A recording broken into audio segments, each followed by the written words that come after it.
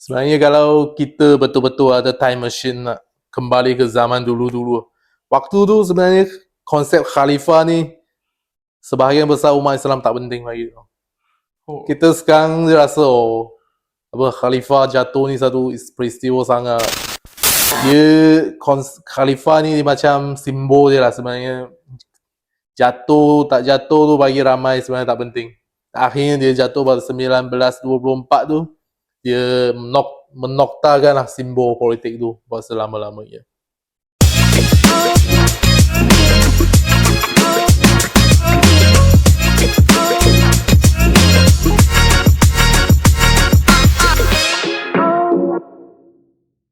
Bismillahirrahmanirrahim. Alhamdulillah, kita kembali podcast Patriot untuk musim kedua selepas sekian lama kita berehat. Jadi untuk musim kedua ni, seperti mana kitaran kita pada musim pertama, episod pertama masihlah kita bersama dengan penulis geopolitik paling bestseller Malaysia lah, iaitu saudara Aiman Rashdan Wong. Aiman, terima kasih sebab sudi hadir ke studio Patriot pada hari ini. Di hadapan kita sekarang ni ialah buku tulisan saudara Aiman, Geopolitik Dunia Islam, yang menduduki tangga pertama lah pada PPKL yang baru saja berlangsung, tak sampai 2 minggu, 3 minggu. Jadi kita punya hari ini senang je. Episod pertama kita akan bedah dan bahas isi geopolitik dunia Islam. Jadi, saudara Aiman, soalan saya yang pertama ialah, buku ini berkisarkan tentang apa? Buku ini pasal apa? Pasal ni adalah geopolitik dunia Islam. So, bila kita sebut dunia Islam ni, dia maksudnya negara-negara di mana orang Islam atau Muslim tu majority. So, dunia Islam ni maksudnya kita lihat politik ataupun konflik, krisis kat dunia ni, kat negara majority orang Islam ni, dari sudut geopolitik. So itulah panggil geopolitik dunia Islam. Buku ini ketebalannya ialah 411 halaman dengan 30 bab yang di mana dibahagikan lebih kurang dalam buku ini 2 bab, 2 bahagian ya? 3 bahagian ya? 3 bahagiannya. 3 bahagian. Kita tengok boleh dia punya isi kandungan untuk buku ni. Bahagian pertama ialah perjalanan geopolitik Islam. Nombor 2 ialah kuasa-kuasa besar dunia Islam. Dan juga, dia ada 2 bahagian, minta maaf. Bukan, 3. 3. Bahagian 3 ialah krisis dan masa depan. Jadi Aiman, saya bahagikan kita punya sesi ni pada 2. Satu ialah kita cerita sikit pasal sejarah. Yang kedua, kita cerita apa hari ini dan masa depan dunia Islam. Jadi, soalan saya yang pertama, sebab buku ni, orang tak nak tahu pasal kebangkitan. Rasa dekat luar sana dah terlalu romantisme, kehebatan, keagungan tamadun Islam yang dulu. Orang tak nak bercakap tentang kejatuhan. Jadi saudara Aiman, bila kita cakap tentang kejatuhan, dia ada beberapa period lah. Jadi bagi saudara Aiman, bila kejatuhan tamadun Islam sendiri, dunia Islam? Dia kalau kita lihat dunia Islam ni secara geopolitiknya, dia krisis, dia mengalami krisis pada abad ke-16, 17, zaman di mana kuasa Eropah mula nak up lah, mula nak bangkit. Portugis, Sepanyol, Perancis, British, Belanda ni semua bangkit. Dan apabila mereka bangkit ni, maka mulalah mereka cabar dominasi kuasa Islam tu. Jadi pada mulanya dunia Islam ni masih boleh handle, tapi lama kelamaan pada abad ke-19 tu kita nampak dunia Islam ni dari segi geopolitiknya dia mula jatuh dengan mendadak, jatuh dengan sangat teruk. Dan abad ke-20 ni boleh dikatakan zaman gelap lah geopolitik dunia Islam ni. Itu yang pertama, saudara Aiman meletakkan bahawa kebangkitan kuasa-kuasa pada Eropah, bila mana mereka keluar daripada perangkap geografi mereka dengan mula keluar dari laut kan. Tapi sebelum tu pernah ada kan satu babak yang saya kira saya petik dalam buku saudara Aiman. Saudara Aiman menyebut bahawa pernah satu masa hampir terpadam. Betul. Cahaya tamadun Islam ketika zaman Mongol. Betul. Apa sebenarnya yang berlaku pada zaman tersebut dan macam mana akhirnya Islam berjaya menyelamatkan diri daripada nyawa-nyawa ikan tu? Dia kalau cerita panjang sikit, dia panjang lah cerita dia, tapi kalau nak pendekkan cerita dia, bangkitnya bangsa Mongol ni pada zaman ketika orang Islam ni berpecah dan tak ada satu kuasa besar pun. Jadi apabila munculnya satu kuasa yang bersatu dan kuat dan dia orang perang mempower ni, dia orang teruslah lanyak semua kuasa Islam ni. Bermula daripada Asia Tengah, dia orang turun ke Iran, lepas tu masuk ke Iraq. Iraq tu Baghdad tu dia pusat kerajaan khalifah waktu tu, Khalifah Abbasiyah. Jadi Mongol datang ni hancurkan pusat tu, pusat yang menjadi simbol kepada zaman keemasan Islam. Itulah dilihat salah satu titik dalam sejarah yang hampir memadamkan dunia Islam, sebab waktu tu kan umat Islam itu berpusat kat sana. Tapi Mongol ni dia mula-mula dia power lah, tapi sampai ke satu tahap dia nak kalahkan umat Islam secara total tak berjaya, sebab satu kerajaan yang dipanggil Mamluk ni kat Mesir ni berjaya menahan kemarahan Mongol. Dan Mongol ni dia adalah limitasi dia walaupun hebat, dia masih satu empayar nomad. Mereka ni orang kasar, mereka tak ada sistem yang canggih. Akhirnya mereka pula diasimilasi ke dalam tamadun Islam pula. Jadi itu dunia Islam akhirnya terselamat daripada ancaman Mongol. Bila mana kita cakap asimilasi tu, ada tak anak-anak cucu Mongol yang pada hari ini yang yang memeluk Islam, negara-negara diorang je? Ada? Ramai. Tapi itulah, kalau dah masuk Islam semua tu, dia hilang lah identiti Mongol tu. Dia waktu tu empayar Mongol ni dia pecah kepada 4. Jadi satu dia ikut anak lah, anak Genghis Khan ni ada 4. Jochi, Chagatai, Kublai, bukan Kublai ya. Ogedei dengan Tolui, dia ada 4 anak ni. Yang anak pertama, anak sulung dia Jochi ni, dia punya jajahan dia kat Rusia, Eropah Timur. So sana ada satu jajahan. Dan Chagatai ni, anak kedua ni kat Asia Tengah, Xinjiang, Kazakhstan semua tu anak Chagatai. Anak ketiga tu dia jadi pemerintahan di China. Lepas tu anak keempat pula dia ada ramai anak, dan salah satunya namanya Hulagu. Dialah yang memimpin tentera Mongol ni yang menjajah Baghdad, yang menghancurkan Baghdad. Jadi selepas jatuhkan Baghdad, dia dirikan kerajaan sebelah Iran, Iraq. Tu nama kerajaan Hulagu. Jadi daripada 4 bahagian ni, China, dunia Islam kat sebelah Iran, Iraq tu, masuk Asia Tengah dan Rusia dan Eropah Timur ni, 3 masuk Islam. Yang sebelah Eropah Timur ni, Eropah Timur, Rusia ni, Asia Tengah dan Iran, Iraq. Hanya bahagian China ni yang tak masuk Islam. Jadi 3 daripada 4 ni mereka tak asimilasi ke dalam Islam. Jadi kita tak nampak lah mereka ni, macam orang kata. Sebab tu kita pergi Asia Tengah ni, Kazakhstan, Uzbekistan ni, kita tengok orang sana muka dia macam Mongol sikit, Cina sikit. Dia ni keturunan Mongol tapi dia tak Islam. Tapi tiba-tiba diorang hari ni rasa diorang bahagian pada Turki pula kan? Turk kan? Bangsa Turk kan? Dia Turk dengan Mongol ni dia campur-campur, dia susah nak pisahkan. So dia ada yang Turk, ada yang Mongol, kita pun tak tahu. Tapi mereka lebih ni lah sebab mereka berbahasa Turk. Sebab Chagatai ni dinasti Chagatai yang keturunan Genghis Khan tu, mereka pun cakap bahasa Turk. Oh, dah berasimilasi tu Ustaz? Bentar. Mereka berasimilasi ke dalam tamadun Turko-Islam. Complicated sikit. Di Islam tu dia ada Turkic punya versi. Lepas tu Mongol datang, mereka asimilasi ke dalam identiti Turko-Islam ni. Ini walaupun tak ada kaitan, sebab saya nampaklah saudara Iman Jen yang bangsa-bangsa Gaza ni dia senang berasimilasi dengan bangsa yang dia takluk. Contohnya Mongol dekat China, dia jadi China, dinasti Yuan. Dia adaptasikan budaya Han. Betul. Kenapa boleh jadi macam tu? Sebab nomad, bila kita sebut nomad ni, dia maksudnya satu bangsa manusia yang sangat simple. Mereka ni naik kuda, mereka cari rumput untuk ternakan. Mereka punya cara hidup simple. Tak ada sistem politik yang complicated, dan sebab tu mereka tak ada satu identiti yang kuat sebenarnya. So mereka pergi, contoh selepas mereka menakluk China ni, mereka fikir macam mana dia orang nak mentadbir sebuah jajahan yang kaya raya. Mereka tak ada sistem politik sendiri. Mereka terpaksa lah. Sebab tulisan pun tak ada mereka. Sebab mereka hidup kan simple kan. Naik kuda, pergi mana yang ada rumput, hidup tepi sungai tu je.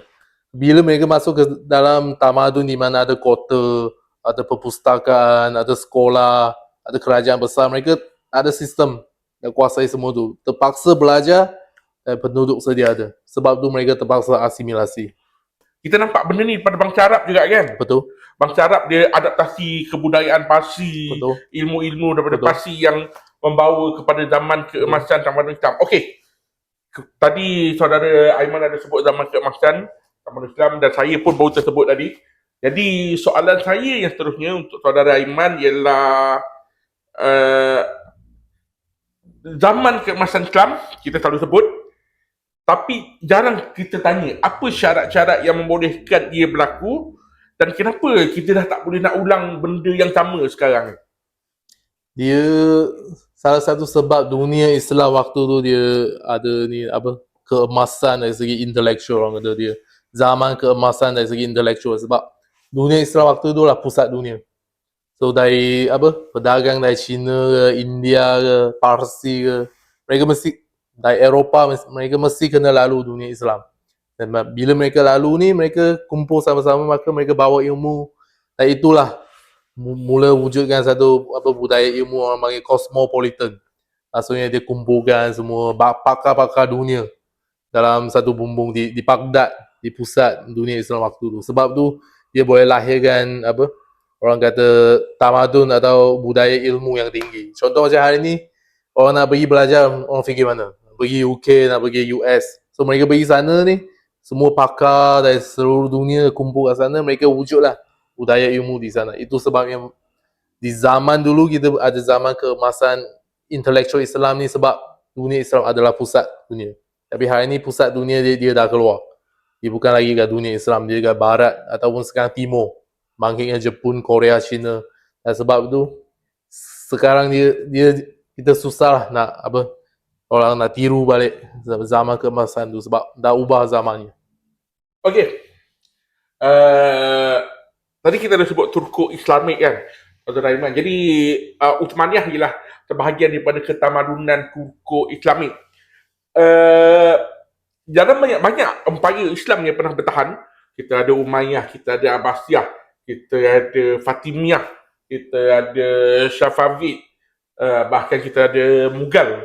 Tetapi dalam banyak-banyak empayar tu yang paling bertahan lama dalam sejarah ialah Uthmaniyah. Apa faktor dia boleh bertahan selama itu lebih kurang dalam 600 tahun daripada zaman abad ke-13 sampai ke Perang Dunia Pertama? Dan apa juga faktor yang menyebabkan kejatuhan Uthmaniyah? Dia banyak faktor sebenarnya, tapi kalau nak mudahkan, kita lihatlah geopolitik, geografi Turki itu sendiri. Sebab geografi Turki ni sangat strategik. Dia nak pergi ke Eropah boleh, dia nak turun ke Eropah sebelah sini. Kalau Turki yang sini, Eropah boleh. Dunia Arab boleh, dia nak naik ke Eropah Timur, apa, Rusia pun boleh. Jadi dia, kedudukan ni membolehkan dia mendapatkan sumber yang cukup dan mendapatkan jajahan yang luas. Tapi itu memerlukan Uthmaniyah ni sentiasa berperang. Dia nak maintain jajahan yang luas kan, dia kena perang. Tapi untuk 300 atau 400 yang pertama, Uthmaniyah ni hebatlah perang. Tak ada orang boleh kalahkan mereka. Tapi selepas tu, mereka mula nampak lemah sikit, sebab bukan mereka lemah, terlalu lemah, tapi sebab kuasa Eropah ni pun mula bangkit. Jadi dari situlah Uthmaniyah ni mula nampak tak dapat nak pertahankan dia punya kelebihan geografi tu. Dan geografi tu pula mula jadi liability. Sebab dia duduk tengah-tengah kan, semua musuh nak kepung dia senang. Akhirnya sedikit makin hari, makin sikit dia punya jajahan. Kita sebut Uthmaniyah Khalifah 1924. Sebagai pemerhati geopolitik lah, kalau Aiman hidup pada zaman tu, contohnya 10 tahun, 20 tahun lagi sebelum 1924, apakah saudara Aiman boleh nampak bahawa Khalifah sedang jatuh ataupun dia adalah satu benda mengejut, dunia Islam tak jangkakan langsung Khalifah akan jatuh? Sebenarnya kalau kita betul-betul ada time machine nak kembali ke zaman dulu-dulu, waktu tu sebenarnya konsep Khalifah ni sebahagian besar umat Islam tak penting lagi. Kita sekarang rasa apa, Khalifah jatuh ni satu peristiwa sangat Orang kata sangat shock, orang kata sangat mengejutkan. Tapi sebenarnya konsep khalifah tu selepas Mongol serang Baghdad tu dia dah mula makin kurang relevan lah. Cuma Uthmaniyah yang naikkan dia. Tapi sebab Uthmaniyah pun mereka bukan keturunan Arab yang tulen. Jadi ramai petikai kan, oh, mereka ni khalifah betul. Dan kat India tu orang hidup tanpa khalifah pun. Mereka duduk bawah Sultan Mughal. Dan Mughal ni dia orang tak iktiraf Uthmaniyah sebagai khalifah. Oh, Dia orang tak iktiraf sebab kalau baca buku ni kita tahu apa sebab dia. Kenapa Mughal ni dia pandang rendah kepada Uthmaniyah ni. Dan lepas tu kat belah Iran ni Syiah. Lagi lah mereka tak kisah pasal khalifah dari Uthmaniyah yang Sunni tu kan. Jadi sebahagian besar umat Islam sebenarnya hidup tanpa satu bayangan khalifah tu. Jadi bagi kebanyakan umat Islam ni, kecuali golongan ulama intelektual, mereka sangat penting mementingkan konsep khalifah tu. Bagi ramai rakyat jelata ni, dia khalifah ni macam simbol je lah sebenarnya. Jatuh tak jatuh tu bagi ramai sebenarnya tak penting. Akhirnya dia jatuh pada 1924 tu, dia menoktakan lah simbol politik tu buat selama-lamanya. buku ni ada sebut lah dekat bahagian prakata pengenalan. Saudara Aiman sebut nama seperti Imam Syamil, Omar Mukhtar dan juga Mak Kilau. Ada kenyataan yang sangat kontroversi. Mungkin saudara Aiman sepatutnya saya nak saudara Aiman ulas. Katanya ialah mereka semua ni berani dan beriman. Tetapi tetap juga gagal untuk menyelamatkan dunia Islam dan sebagainya. Jadi apa pengajaran yang kita boleh belajar? Apakah kita tak cukup semata-mata iman saja dengan keberanian sekarang? Sebab mereka ni walaupun tinggi imannya, mereka ni sama ada mereka ni guru sufi ataupun guru pondok iman tinggi, dan mereka sangat gagah lawan penjajah. Sampai Omar Mukhtar tu orang putih sebut dia Lion of the Desert, takut dengan dia perang sangat hebat. Imam Syamil lawan Rusia beberapa puluh tahun. Mat Kilau kita tahu lah betapa hebat Mat Kilau kan. Tapi semua gagal nak halang penjajah, sebab penjajah ni datang sebagai negara, yang pahlawan-pahlawan ni hanya sebagai individu. Paling-paling mereka ada pengikut, tak dapat nak lawan mesin negara. Jadi pengajarannya, kalau kita nak lawan penjajah ni, kita mesti kena ada pembaharuan di peringkat negara, di peringkat tamadun. Kalau kita hanya harapkan individu untuk lawan negara, raksasa penjajah yang besar ni, memang tak capai. Tapi disebabkan di zaman mereka, kerajaan-kerajaan Islam semua dah lemah. Jadi mereka terpaksa ke hadapan untuk melawan penjajah dengan apa yang mereka ada. Okey, pengajaran dia ialah kalau kita seorang memang susah. Jadi kena negara ya. Jadi bermaksud perubahan itu perlu dalam rangka yang lebih besar. Jadi bila kita sebut negara, ada masalah pula sebab buku ni ada sebut masalah pada negara-negara Islam. Walaupun kita mengharapkan negara, tetapi bila saya baca buku ni, saya namakan ni adalah tumpahan sempadan negara Islam. Jadi kepada saudara Aiman, siapa dalang di sebalik yang jadi punca sempadan negara Islam ni bermasalah? Dia kalau kata dalang tu, kita boleh lah sebut penjajah ni semua, masalah penjajah. British, Perancis sekali. British, Perancis, sebenarnya semua ada. Rusia pun, kita hari ni macam tak perasan kan, Rusia ni pun sebenarnya penjajah dunia Islam dulu. Sebahagian besar Kazakhstan, Uzbekistan, Tajikistan ni semua dulu Rusia punya jajahan. Chechnya, Dagestan, Armenia bukan Islam tapi dia ada konflik dengan Azerbaijan ya. Sebab di zaman pemerintahan Soviet, Rusia zaman komunis tu, mereka menggariskan sempadan tu buat mereka gaduh. Benda sama yang kita biasa dengar British, mereka garis sini, garis sana, dia pisahkan bangsa. Dan bila lepas merdeka, bangsa ni bergaduh. Dan itulah punca kenapa banyak negara tak stabil selepas penjajahan British dan Perancis. Jadi kita boleh katakan bahawa sumpahan sempadan lah. Jadi dalam buku ni ulas lebih mendalam tentang masalah sempadan-sempadan. Saya tak nak ulas lebih dalam. Jadi iklan dekat tengah-tengah ni, kepada anda yang sedang menonton podcast pada ini, kalau nak mendalami tentang tumpahan sempadan negara Islam yang dibahaskan dalam buku Geopolitik Islam. Sebab itu tajuk dia adalah peta konflik dan kuasa utama.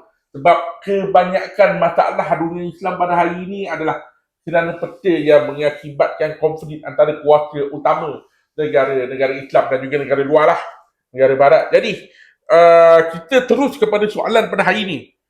Tadi kita punya mukadimah je. Mukadimah kita sejarah yang lepas-lepas. Sebab sejarah-sejarah inilah yang membentuk dunia Islam pada hari ini.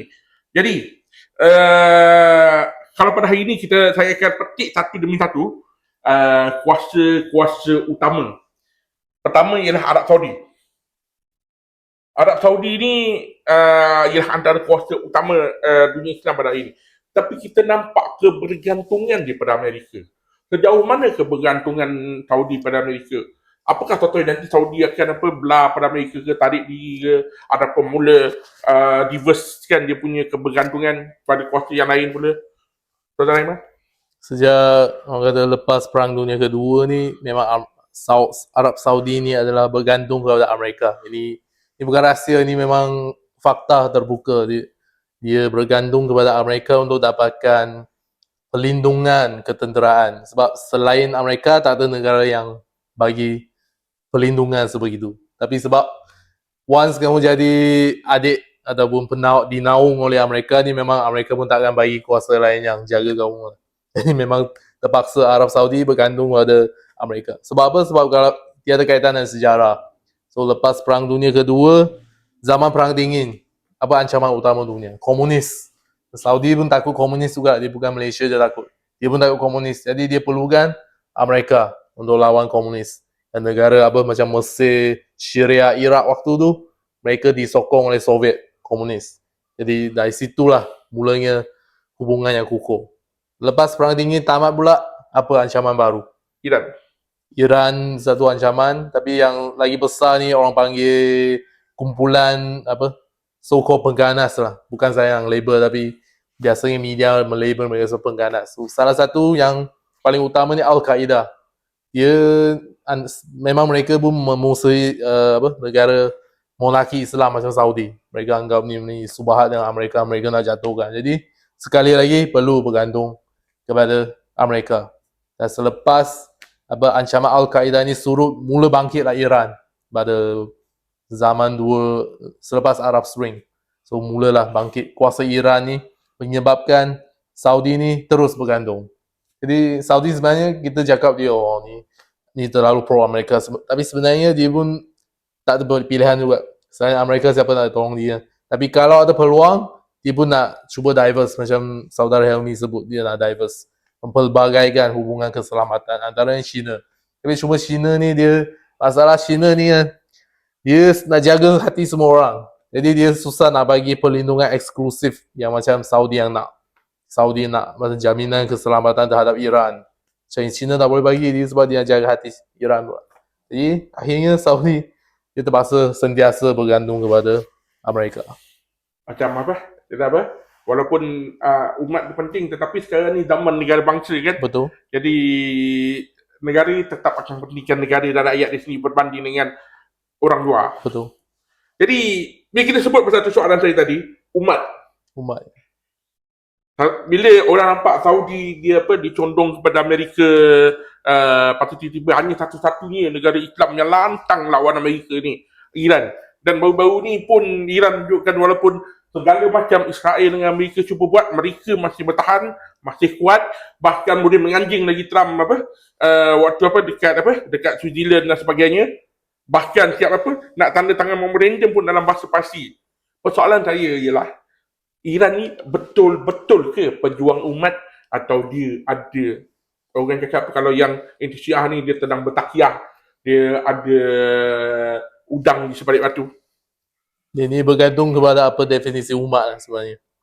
Kita kena tanya orang Syiah ni, kalau ada penonton yang Syiah ni, tanya secara jujur diri anda, apa yang dimaksudkan umat apabila orang Syiah ni sebut umat, dia merujuk kepada siapa? Jadi apabila Iran dia sebut dia mempertahankan Islam umat, sebenarnya ini merujuk kepada versi yang dia faham lah. apa konsep umat yang seperti yang dia faham. Jadi bagi dia sedang melawan kezaliman. Ini dari zaman Khomeini dah. Khomeini apa Ayatollah Khomeini, pemimpin pertama Republik Islam Iran. Mereka dah guna lah retorik ni. Maksudnya mereka perjuangkan Islam yang sebenar, melawan kuasa-kuasa yang zalim. Dan zalim ni merangkumi apalah umat Islam yang mereka anggap sebagai munafik. Macam ni lah, negara-negara Teluk semua tu. Jadi mereka perjuangkan tu sebenarnya lebih kepada perjuangkan versi apa orang kata idealism mereka sendiri. So mereka nak melihat, mereka nak bebaskan apa ni dunia Islam ni daripada pemerintahan yang zalim ni dan digantikan dengan pemerintahan mereka. Okey. Itu Iran. Turki pula sekarang ni Turki saya nampak saudara Aiman kalau perasan drama-drama bersih tu yang mula keluar apa, buat pertama kali ni apa, semangat umat Islam mula bangkitkan romantisme zaman Uthmaniyah dulu. Turki apa, kononnya demi ummah lagi-lagi bawah Erdogan. Saya juga baca analisis yang mengatakan bahawa Erdogan sedang menghidupkan semula pengaruh Uthmaniyah. Jadi soalan saya ialah kalau betul permainan geopolitik Erdogan sekarang ialah nak hidupkan Uthmaniyah, apakah realistik mampu ataupun ianya sekadar wayang ataupun sekadar permainan politik domestik Timur Tengah? Dia ni kalau macam orang apa sejarah ni dia selalu sebut apa Rom tidak dibina apa dalam sehari kan. Kita bolehlah buat apa peribahasa baru. Apa Uthmaniyah tidak dibina dalam setahun atau 10 tahun. Sebab kita tengok sejarah pun Uthmaniyah dia bangkit untuk pertama dia nak kuasai seluruh Turki pun ambil masa 100 tahun. Sekarang Erdogan baru dia jadi presiden berapa lama dia tak 20 tahun macam tu je. Nak harapkan di zaman dia akan muncul balik Uthmaniyah baru tu memang tak realistik lah. Memang tak, even kalau pengganti dia pun tak dapat nak wujudkan semula apa empire Turki Uthmaniyah. Tapi di bawah beliau memang Turki bangkit semula sebagai sebuah kuasa yang berdikari. Sebelum tu Turki ni agak pro barat, dia ikut jejak barat saja. Tapi sekarang dia berdiri sebagai satu kuasa yang mampu berdiri di kaki sendiri. Dan itu menyediakan asas kepada kebangkitan semula Turki di masa depan. Kita tak tahu mungkin dalam 100 tahun lagi memang akan muncul balik Empire Turki yang baru. Tadi bila kita sebut pasal Saudi kan Man, Aiman dah sebut yang Saudi sedang mencari apa, kalau China dan sebagainya kan, China pun kalau boleh nak tolong tetapi dia nak jaga hati semua pihak. Persoalan sekarang saya juga nampak bahawa China ni semakin rapat dengan dunia Islam. Dia sekarang ni saya nampak kalau propaganda dia kan, antara influencers yang dia push, yang boleh masuk kat Facebook yang dibenarkan tak ada terima cekatan ialah dia akan push apa konten-konten bawa Islam dekat China. Ada influencers yang bawa pergi apa, melancong ke tempat-tempat apa, menarik yang tempat komuniti Islam kat China. Kononnya Islam kat China tak ditahan, bebas mengamalkan ajaran Islam, tak macam barat dan sebagainya. Seolah-olah menampakkan bahawa China semakin rapat dengan dunia Islam. Jadi soalan saya ialah apa sebenarnya yang China cari, dan apa yang dunia Islam dapat untung dan rugi daripada hubungan dan kebaikan China yang sedang merapati dunia Islam. So China ni sedang dia nak perluaskan pengaruh dia. Dia nak kurangkan dominasi barat, terutamanya Amerika, dan dari situlah dia nampak dunia Islam ni sebab dari dulu ni didominasi oleh Amerika dan umat Islam pun dah mula penat dah bosan dengan Amerika ni munafik jahat, sokong Israel semua tu kan. Dan situlah China dia nampak ada ruang nak masuk. Dia nak gantikan mereka. Jadi sekarang pun nampak sejak zaman Trump ni buat macam-macam masalah, China dia tonjolkan diri sebagai kuasa yang stabil. So dalam isu Palestin apa ke, dia tunjuklah dia ni lebih adil. Dari situ dia boleh menggantikan atau mengurangkan pengaruh Amerika. Itulah yang dia sedang cuba buat. Tapi masih jauh lah sebab China ni dia terlalu fokus kepada kepentingan. Dan kadang-kadang dia nak jadi pemimpin dunia ni, dia kena ada idea. Dan China ni selain daripada anti barat, kita tak nampak sangat apa yang dia nak tonjolkan, apa dia punya yang boleh nilai sejagat yang boleh menarik dunia Islam. Soalan saya sebab kita sebut China, India, sahabat dunia Islam atau kawan atau musuh? Dia pun Sahabat atau sama musuh? dengan China sebenarnya. Semua negara, tak kira Amerika, Rusia, India, China, semua mereka ni kepentingan. India ni dia ikutlah kepentingan dia apa. Dan dulu India ni antara negara yang paling rapat dengan Iran. Tu sebab dia apa, musuh utama dia Pakistan ni. So antara Pakistan ni ada Iran dan India. Jadi India dia fikir dia boleh kepung Pakistan dari dua arah, dan dia pentingkan hubungan dengan Iran. Tapi sekarang sebab India nak rapat dengan Amerika, dia pula pergi macam membantu Amerika, macam pergi menceroboh Iran semua tu. Dari situ hubungan jadi teruk. Jadi dia tak ada satu identiti musuh, kawan ataupun ancaman yang nyata.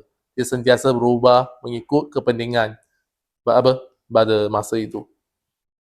Soalan saya terusnya, saya rasa yang paling ditunggu-tunggu, sebab Aiman sendiri pernah tulis buku tentang Palestin dari sungai ke segara. Lepas tu dalam bab ni ada juga diulas sikit pasal Palestin. Okey, soalan saya ialah, selepas berpuluh tahun Palestin masih belum bebas. Kita masih pada hari ini masih melaungkan semoga Palestin merdeka dan sebagainya. Jadi soalan saya adalah daripada sudut geopolitik. Kita tak nak emosi, kita nak hard truth kepada penonton kita. Apa halangan sebenar kepada kemerdekaan sebuah negara Palestin yang bebas? Halangan paling besar. Halangan sebab selama ini kita berdepan dengan Israel yang disokong oleh Barat. Dengan kata lain, kita berdepan dengan satu musuh yang sangat kuat. Tapi dia bukanlah musuh yang mendominasi segalanya seperti teori-teori konspirasi yang sebut kan, mereka menguasai segalanya. Tapi sebab selama ini Barat hanya nampak nilai pada Israel, pada Zionis. Mereka ni membawa nilai kepada tamadun Barat, kepada sistem ekonomi politik Barat. Dan kalau kita nak mengatasi Israel atau Zionis ni, kita sendiri kena tunjukkan nilai itu. Dan benda itu sedang berlaku pada 2-3 tahun yang lepas ni. Kita mula tengoklah orang Amerika ni mula pro-Palestin. Sebab naratif ataupun tanggapan terhadap kepentingan tu tengah berubah. So orang Amerika sekarang rasa kenapa kita kena pertahankan Israel? Kenapa kita tak boleh nak sokong Palestin? Mereka mula persoalkan balik. Dan kalau kita pandai nak memanipulasi perubahan ni, kita akhirnya akan menang. So kita jangan emosi, kita lihat kepentingannya, strategi je. Dari situlah kita akan mengatasi halangan kepada kemerdekaan Palestin akhirnya. Buku ini juga geopolitik dunia Islam, peta konflik dan kuasa umat, ada berbicara tentang senarai negara-negara yang gagal. Saya antaranya yang disebut adalah Libya, Sudan, Afghanistan dan juga Yaman. Ini adalah negara-negara Islam yang negara Islam yang gagal. Sampai ke hari ini masih belum aman, tak stabil, berperang. Apa yang Aiman nampak pattern negara-negara ini, kenapa mereka boleh gagal? Mungkin Aiman boleh terangkan supaya negara kita Malaysia ambil pengajaran. Dia gagal ni sebab satu negara ni dia jadi gagal ni sebab dia dari segi dalaman dia tak cukup kuat. Dia negara yang sebut tadi Libya, Yaman, ni semua kalau dalam geopolitik ni kita sebut negara buatan, artificial. Maksudnya dia bukan negara semula jadi. Maksudnya kalau tak sengaja wujudkan negara Libya, tak wujud negara Libya. Faham tak? Sebab Libya ni kalau baca buku dia, pada asalnya dia terdiri daripada tiga wilayah geografi yang berbeza. Dia dicantumkan oleh penjajah jadi negara, lepas merdeka dia mewarisi sempadan tu. Tapi disebabkan dia bersifat buatan, dia tak ada identiti, dia senang pecah. Di zaman macam Gaddafi semua, dia paksa semua bersatu. Bila diktator orang kuat, pemimpin yang kuku besi ni jatuh, maka hilanglah orang kata gam yang menyatukan semua bangsa-bangsa, kaum-kaum yang tak ada identiti. Dan ini relevan lah kepada negara kita. Sebab kita selalu anggap negara Malaysia ni macam negara yang ada identiti kan. Tapi sebenarnya kita negara buatan. Tapi macam mana kita boleh aman negara-negara Arab ni tak capai keamanan yang kita ada? tiada lah banyak unsur. Bukan soalan seterusnya kita boleh bincang. Kita simpan yang tu kan. Tapi kita balik kepada Alang Libya ni. dua-dua. Apabila dalaman dah kuat dan dia kuat hanya disebabkan ada pemimpin yang yang diktator, orang kata Syria, Iraq pun sama, Yaman pun sama. Bila hilangnya pemimpin diktator ni, dia tak dapat nak wujud konsensus macam mana nak tadbir negara ni. Maka akhirnya gagal lah. Dan satu sebab campur tangan Barat pun ada. Mereka sebab di zaman Gaddafi ke, zaman Saddam ke, mereka memanfaatkan sumber yang ada pada negara untuk mencabar Barat. So, Barat memang nak hilangkan pemimpin yang mencabar Barat ni. Tapi masalahnya, mereka nak gantikan pemimpin yang pro-Barat tak jadi. So, tak ada satu identiti. Jadi, dia nak naikkan pemimpin yang Syiah, orang Sunni kat Iraq ni marah. Akhirnya negara berpecah, perang saudara. Dan itu sebabnya negara ni seolah-olahnya ditakdir untuk sentiasa bergolak. Sebab dia tak ada satu identiti yang betul-betul mewujudkan negara yang semula jadi, yang ada identiti yang kuat. Jadi tadi saya tertanya kan soalan tentang Nusantara, patutnya saya simpan paling ujung. Aiman sebut artificial country. Saya rasa dekat Nusantara ni, Indonesia dan juga Malaysia adalah artificial country juga. Tapi kenapa kita dekat Malaysia dan Indonesia tak mengalami nasib negara-negara artificial yang gagal ni? Bahkan Malaysia dengan Indonesia takat ini Alhamdulillah masih lagi aman. Jadi apa perbezaan lah antara dua? Satu sebab utama ni, orang kata, inilah orang selalu sebut, sebab orang Nusantara kan, orang Nusantara ni sifat aman damai. Sebab dia macam tak suka konflik lah, walaupun sebab tu memang walaupun bukan satu-satunya faktor, tapi dia faktor penting lah.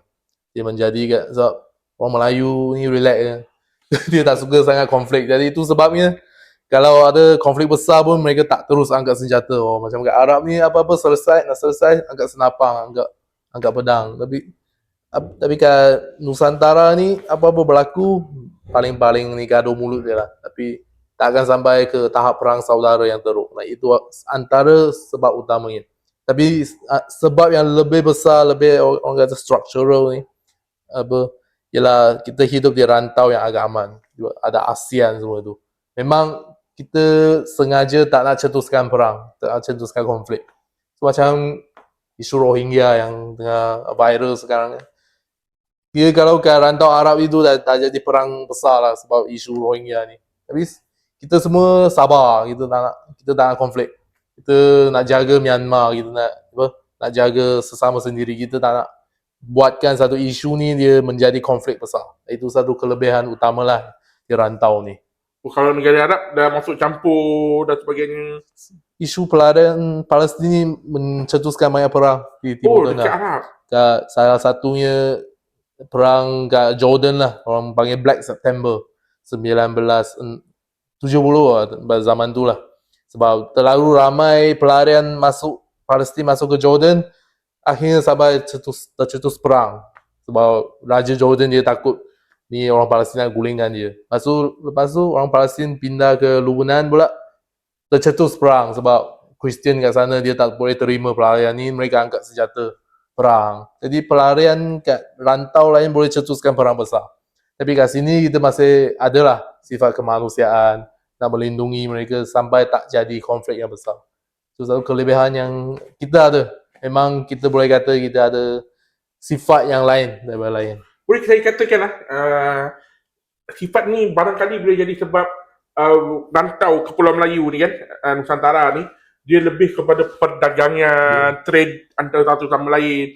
Berbanding dengan tempat kalau macam Eropah, Arab ni diorang biasa berperang. Kita pula biasa berdagang. Jadi perdagangan ini telah membentuk toleransi yang tinggi. Dia kata kalau nak kata tak ada perang langsung pun tu pun terlalu romantis lah. Sebenarnya banyak je perang kat rantau ni. Tapi perang kat rantau ni dia lebih sifat terhad. Dia bukan sampai nak hancurkan tamadun tu. Kalau kita tengok kat rantau lain kat China ke, kat Arab ke, kat Parsi ke, perang mereka total. Macam nak hancurkan tamadun. Tapi sebab kat Nusantara ni macam saudara Helmi sebut, sebab pulau ni dia susah nak kawal. Kita perang tak payah nak sampai, dia tak fikir pun nak sampai nak hancurkan musuh. Dia just kawal apa yang penting. Ataupun tundukkan musuh tu sampai dia bayar ufti ke apa, itu dah cukup. Sebab tu Ufti dah cukup kan? Kita dah dia buat cukup sejarah. dia tak sampai nak hancurkan, tapi kalau kita tengok Arab ke Eropah pun dia sampai nak hancurkan negara sebab dia nak kuasai wilayah tu. Kat sini dia nak kuasai wilayah tu tak praktikal. Kita just nak pelabuhan, nak laluan tu terbuka lah. Tu tak cukup. Soalan saya yang terakhir, ada tak potensi wilayah ini juga kita di masa depan akan bergolak kerana perang? Dia pasti adalah kemungkinan tu. Dia bergantung kepada pemimpin kita lah. Orang kata apa, iltizam politik, political will untuk memelihara keamanan. Cuma dia cabaran utama ni, Asia Tenggara ni kenapa lebih aman di zaman dulu? Sebab dia banyak kerajaan diktator. Ni walaupun orang kata diktator tak bagus, tapi kita ni rantau diktator. Kenapa? Kita tengok mana ada negara demokrasi kat Asia Tenggara tu. Tak ada. Singapura, Singapura pun Lee Kuan Yew kan. Lee Kuan Yew pun Tak nak diktator kan. saya Kita pun ada, okey tak nak sebut. nanti kena ban susah. Tapi tu lah kita tengok Filipina, Indonesia tu Soekarno kan. Marcos. Thailand dari dulu dia ni lah, ada raja semua tu. Kita ni rantau diktator. Dan diktator, apa kelebihan diktator ni? Kita kata tak demokratik ke ni semua. Tapi diktator ni dia paling pandai apa? Dia paling pandai jaga mulut rakyat. Dia tak bagi rakyat cakap benda pelik-pelik. Ini cakap dia ISA lah, Akta Hasutan. Dah, stop. Tak ada konflik. Tapi bila di zaman demokrasi dah mula berbunga ni, berbenih, berakar ke, dan dengannya bangkitnya media sosial yang tak ada filter ni, makin ni api konflik ni makin mudah untuk dinyalakan. Itulah masalahnya. Kita cabaran populisme, cabaran demokrasi yang melampau. Saya tak kata demokrasi tak bagus. Demokrasi yang melampau tanpa kawalan, dia akan mencetuskan konflik masa depan. So sekarang saya faham lah kenapa akaun saya kena ban dengan MTMC. Gurau je. Ini kalau editor nak cut pun boleh. Dia demokrasi terpimpin. Demokrasi terpimpin. Kita Itu Soekarno punya ayat kan? Demokrasi terpimpin. ya. Tapi kalau kita tengok orang barat pun sebut apa, ada seorang ahli falsafah Karl Popper. Dia kata ni nak jaga masyarakat terbuka ni, kita mesti kena pastikan, dia nak pastikan satu masyarakat sentiasa toleran, tapi pada masa yang sama kita tak boleh toleran orang yang rosakkan toleransi ni. Ayat macam deep kan. Tapi maksudnya demokrasi dia kena lah ada batasan. Supaya dia jaga keharmonian, menjaga apa, supaya apa, keseimbangan antara kaum ni dia terjaga. Sebab tu dia tak boleh lah bagi hak 100% kepada rakyat. Okey. Kita dah sampai penghujung dia, Aiman. Saya bagi Aiman 30 saat untuk Aiman promosikan kenapa kena dapatkan ni, dan lepas tu sebut beli Shopee ya. Sebab video ni kita akan letak link Shopee. Yang nak beli buku ni ada dekat link Shopee dekat description bawah ni. Jadi Aiman 30 saat kenapa orang kena dapatkan geopolitik dunia Islam. So bila kita buka surat khabar, kita tengok isu-isu berkaitan negara Islam ni, kita nak cari jawapan, kita rasa jawapan tu tak memuaskan. Saya ada jawapannya. Dan dalam buku ni ada cerita tentang punca konflik negara-negara Islam dan punca kejatuhan dunia Islam yang objektif, yang menggunakan pendekatan geopolitik. Boleh dapatkan buku ni di Shopee dengan link link kat bawah. Boleh dapatkan buku ni. Tak tebal, sangat senang nak baca ke MRT ke, nak baca sebelum tidur ke, sangat mudah untuk memahami sedikit sebanyak isu-isu yang rumit, tapi saya memudahkan untuk pembaca semua. Okey, dengar apa yang Aiman tu. Jadi kita dah sampai pada penghujung dia. Saya ucapkan terima kasih kepada saudara Aiman. Saya rasa hampir 1 jam lebih sejam daripada kita punya perbincangan pada hari ini. Jadi terima kasih Aiman. InsyaAllah kita akan berjumpa dalam episod yang akan datang. Musim kedua Patriot Podcast bersama dengan panelis-panelis sebutan yang sama hebat dengan saudara Aiman. Jadi saya akhiri kita punya sesi dengan wabillahi taufiq wa hidayah. Wassalamualaikum warahmatullahi wabarakatuh. Okey, terima kasih Aiman.